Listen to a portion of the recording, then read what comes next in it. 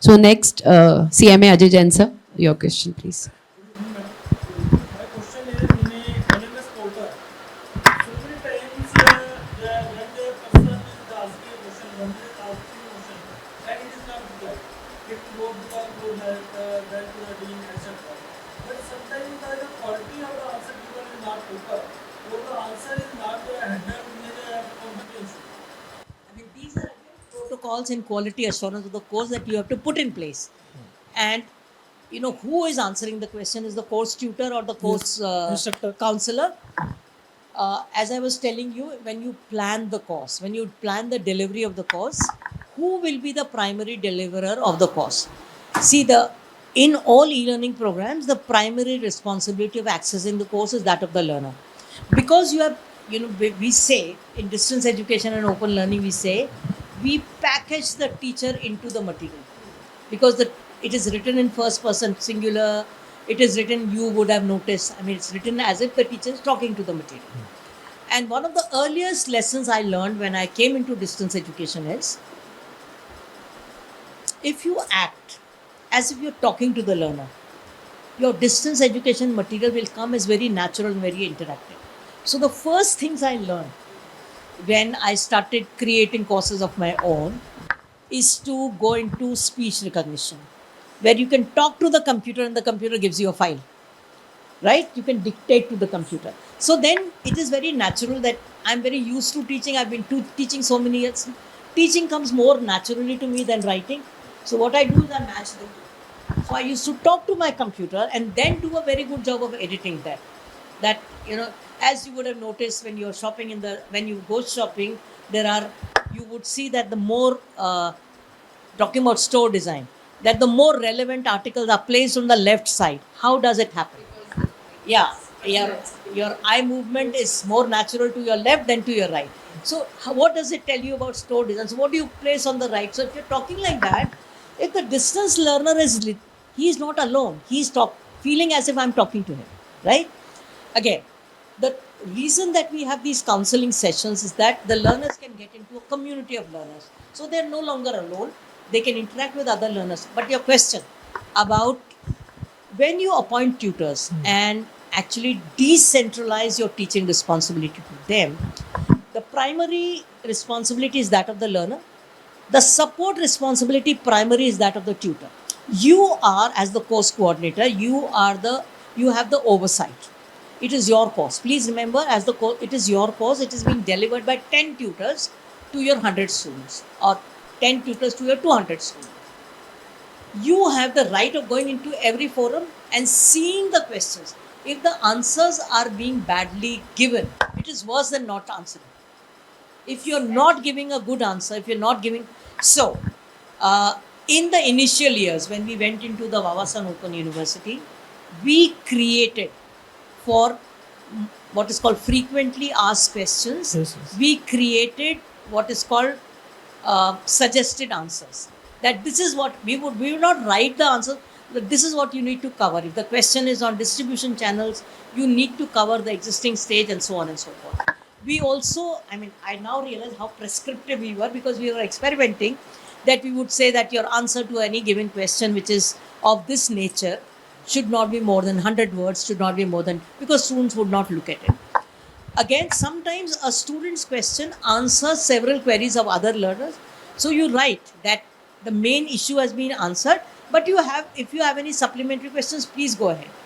And it is always good to orient your learners that by asking questions, you are actually extending the horizons of learning. Because when I wrote the material, that question was not in my mind. Because you asked, I was able to give that answer. Yes. So, please, when you are initially offering the program course, please look at the quality of responses that your tutors are giving. Please put a timeline that within 3 days all questions have to be answered. We also say that these are the times I will not be free. So, for example, if your tutor is engaged full-time in another university, those are times that he will not be. There are tutors who allow people to use phones on Saturdays and Sundays. We sort of discourage that because that is not recorded. Here, your queries are recorded. So if you do an analytics, we can do a FAQ determination. So all of this. So please put timelines. as a course coordinator, look at that. If you are not giving good this thing, your dean can look at it, and so you have this hierarchy of oversights that have to be built into a e-learning system, and there have to be costs for that. For example, if a course coordinator, we had self-assessment, and that assessment used to result in people's increments. As the deputy vice chancellor, I would see how many times have these people left gaps in their oversight. So when they filled their self-assessment that my learners support score is 4, I would present them with a written data sheet of how many times they exceeded the timeline for their learner support. So that instead of 4, I would like to put you at 3.5, and you agree on that and you go ahead. But this is important. All e-learning systems, because so much is free, so much is on the learner's will to come, and you need to put in what is called completion deadlines, you need to put what is called assessment rubrics in place, you need to monitor. So it is not easy to offer a good e-learning program. It is quite demanding on the person who we call the course coordinator, as well as the network administrator, because you have to capture all queries, capture all feedback, and in the end of the course, give an active feedback which is anonymous, in the sense learners can just fill it up without giving their names, without giving their roll numbers. Important to take feedback, and we do this as a structured feedback in terms of content, in terms of learning assessment activities, in terms of engagement, in terms of learner support. Devise this thing where, and just put one scale of 1 to 5 and let them just tick. Madam, what you are saying, all these things are correct. But sometimes what happens that a person, a candidate, a learner joined a course, and the institution does not change the instructor during the validity of the course. So that particular learner has lost his time and money. Pardon? That particular learner has lost his time and money, because the instructor which is teaching to him or her is not up to mark, No, but and they don't change no, it. that is the job of the institution itself. Hmm. If on a self-assessment scale, very clear instruction. I mean, we followed it very, and I am in a brick and mortar institution, which is a face-to-face institution. We very clearly say that on a scale of 5, if a teacher on more than one semester gets a rating of 2.5 or below, first I'll call him and we'll tell him very clearly that we are waiting only for your. We give him instructions for improving his performance. If that performance does not get improved, we say pranam. You have to leave. These are things that we need to clarify to your teacher, that in an open learning environment we cannot afford substandard performance. Class में कुछ होता है मालूम नहीं चलता, लेकिन ये बहुत पब्लिक है, ठीक है. So good content, good systems are going to waste because learner support is not there. Thank you, madam. I mean, see, जितना टाइम कोर्स को प्लान करने में, कोर्स को डिज़ाइन करने में लगता है, उतना ही एडमिनिस्ट्रेशन टीम, एंड एडमिनिस्ट्रेशन में भी एकेडमिक्स ही हैं जिनको बैठ के प्लान करना होता है what can go wrong. You know, we will be devil's advocate कि कहाँ पे क्या गलत हो सकता है. सपोज ये ई लर्निंग में बहुत होता है कि लर्नर्स को जो सिंक्रोनस सेशंस हैं उसको वो ऑन कर देते हैं and they're doing something else.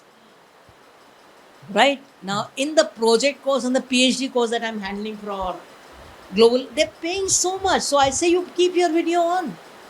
Right? Keep your video on so that if I am, belting out all this wisdom of the world to you, you should at least be around. You are taking the advantage of attendance, but you're not there. You're mentally not there. I mean, he can still do that. He can look into the camera and mentally think of his girlfriend that he wants to take out for the evening. But the fact is that there's only so much you can do. But this oversight is important, right? But a far better this thing that I've always believed in, this is my personal belief, is that you should never really be forced to take these attendance measures. If you are giving real value, the learners will find time and will find reason to be activated. Because this value that you're giving them, they will not find in books, they will not find it anywhere, and so on. So if you are able to create that value proposition, they will be coming. On principle, I used to long time in my life. This is 88, 90, 91. My in-laws' place is Meerut. I used to work in Delhi. I used to work at IGNOU, and because my father-in-law was alive, we used to drive down to Meerut. There's this institute, Modi's institute called Center for Management Development. The director was an old colleague. I mean, he's much more my senior. In fact, he was my guide's classmate. So he called me up and said, "How come you pass Modi Nagar? You pass in front of the institute and don't take classes here?" So I said, मैं घर जा रही होती sir IGNOU में 5 दिन काम करके 3 घंटे क्लास है कि नहीं this cannot happen teachers like you should get engage in to as many classes as possible ठीक है भाई बड़े थे मान लिया so this was Saturday and Sunday and normally उनके सैटरडे वीकेंड होता था but the children would come so I told professor OS Gupta that I am not going to take any attendance if आप मतलब ये इन सब चीज़ों में मैं टाइम वेस्ट नहीं करूँगी मेरी 3 घंटे की क्लास है बच्चों को अगर अच्छा लगता है वो क्लास में आएंगे नहीं लगता है तो नहीं आएंगे and on principle I never took attendance in my specialization CB class for MBA students if they got value they would come if they don't consider it value उनकी फिजिकल प्रेजेंस में मुझे कोई इंटरेस्ट नहीं सो e learning में बहुत important है learner engagement so we need to create hooks for that and because again if a class of 33 people attend that says something about our synchronous system do we do away with that सिर्फ asynchronous रखें अगर synchronous रखते हैं तो कैसे कोशिश करें so those are things that we need to think about so planning organizing before implementation is of crucial importance in Thank you, ma'am. Thank you, sir, for a very valid, actually very valid question. Dr. Anand, your question. Good evening, ma'am. First of all, I'm thankful to you for being here with all of us. My question is, what are the best methods on the basis of your personal experience? On the basis of your personal experience, what are the best methods for taking feedback and these assessments for e-learning modules? experimented with several. One is on the LMS itself, in the sense that when the LMS is going on, we now today there are tools that exist. In fact, you should go and look at an Australian body called OpenLearn, where they do student assessment on the basis of the LMS activity. How long was the student there? Did he read the whole chapter? Did he come out? Did he attempt the activity? So it's possible to track that and so on. So in the OpenLearn tries to take learner feedback at the end of each module while the learner is going through the course. So it's not at his assignment level and so on. Again, when they do their assignment and when you give them feedback, you take their inputs on are they satisfied with the assessment?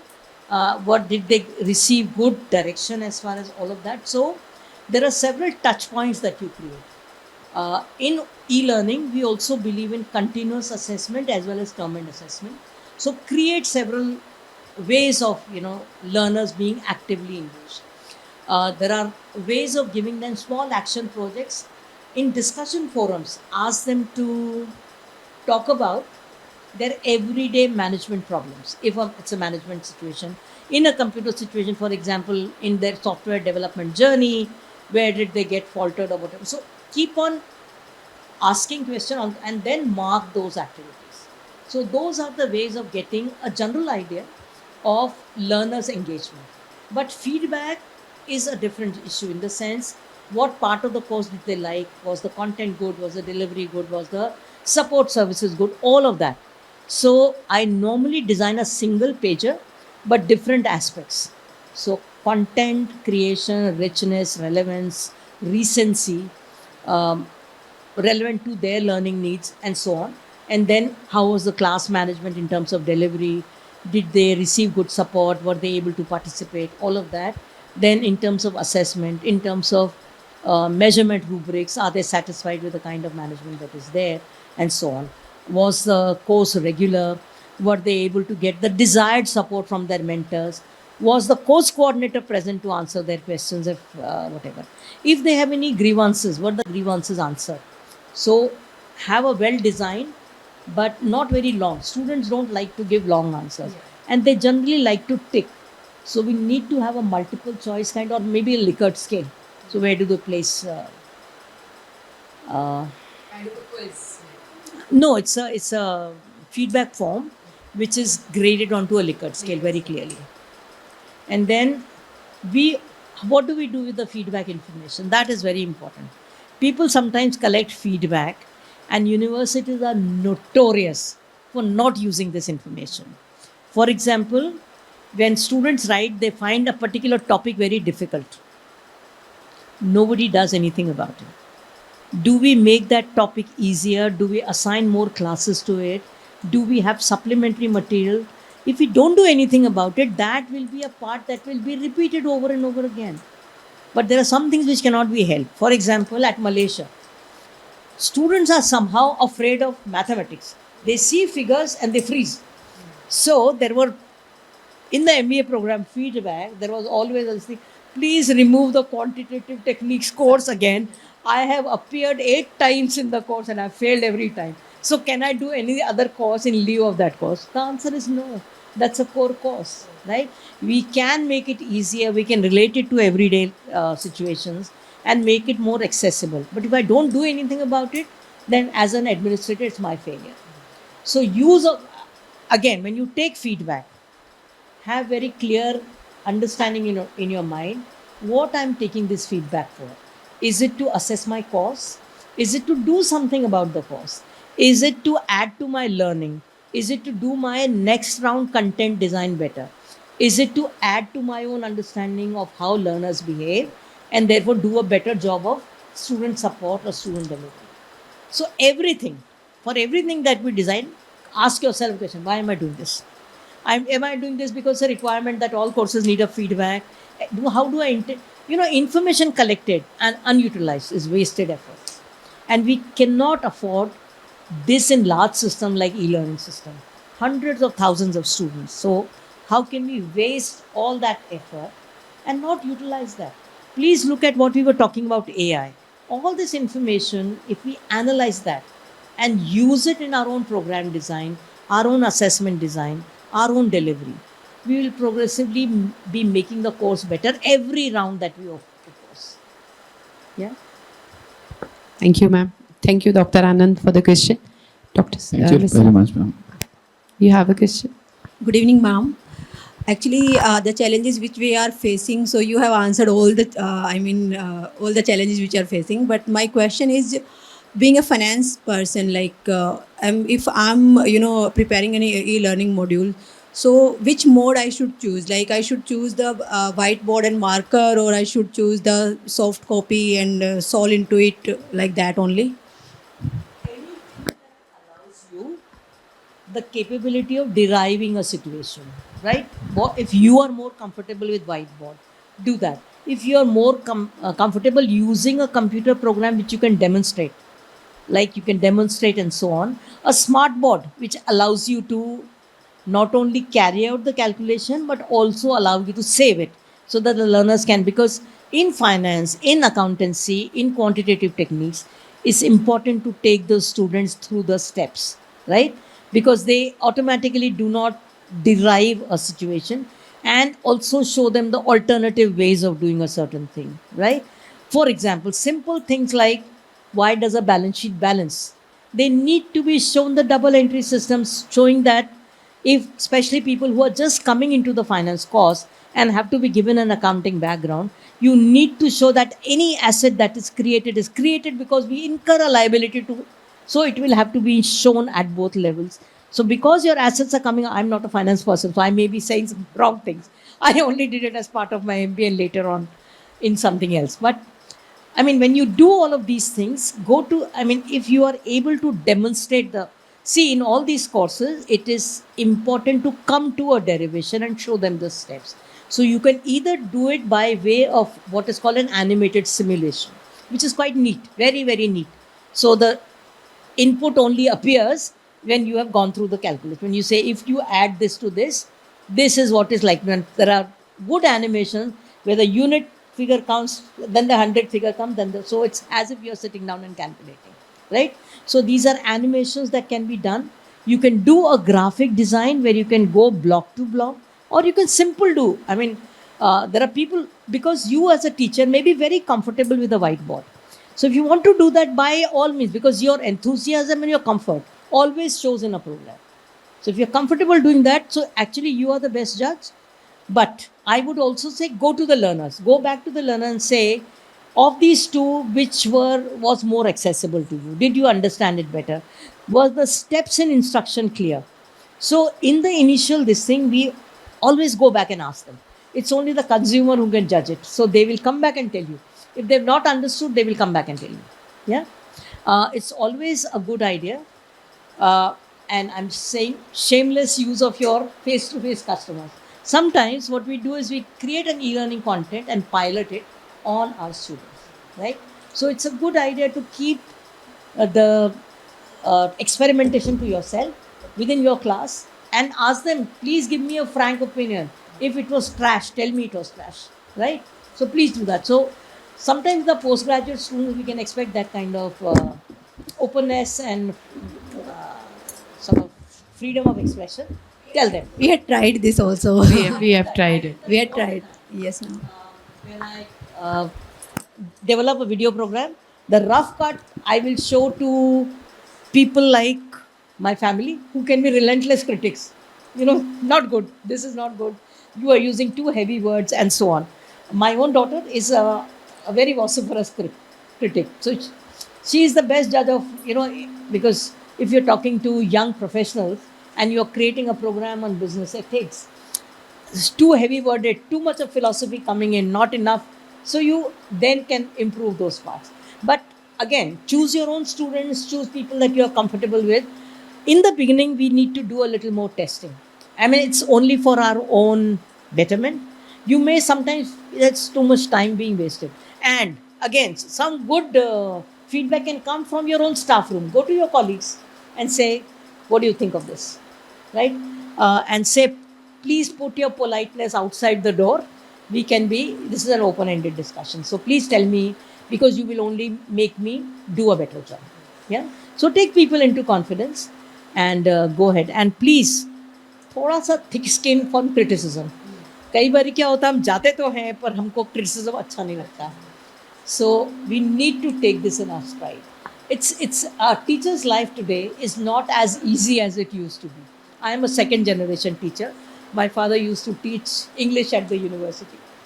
But I realized that my life is more complicated than his life because the learners are more vociferous and learners are more demanding. In any case, mine are management learners. His were literature learners. So they were not as critical. Abhi aapke students, especially if they are working managers, they will tell you on your face, madam, real life mein aise hota nahi hai. So good, you learn. Thank you, ma'am. Thank you, Sarita ma'am. Thank you so much, ma'am. With this, we come to end of our question answer session, and we really thank you, ma'am, for giving us because since morning you are with us and you have been enlightening us with so many aspects. First of marketing, role of AI and technology in marketing and consumer behavior. Then an altogether new but a very pertinent topic, that is e-learning.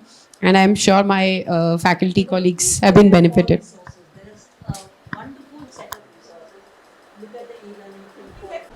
An enlightening and interactive session. As we conclude the seminar, we are filled with a sense of optimism and excitement about the future. This seminar has been a journey of enlightenment and discovery. Let the learnings from today navigate and mitigate challenges, guiding all of us, leveraging towards the transformative power of technology for positive change in our respective fields of academia and research. Thank you everyone, looking forward for such sessions.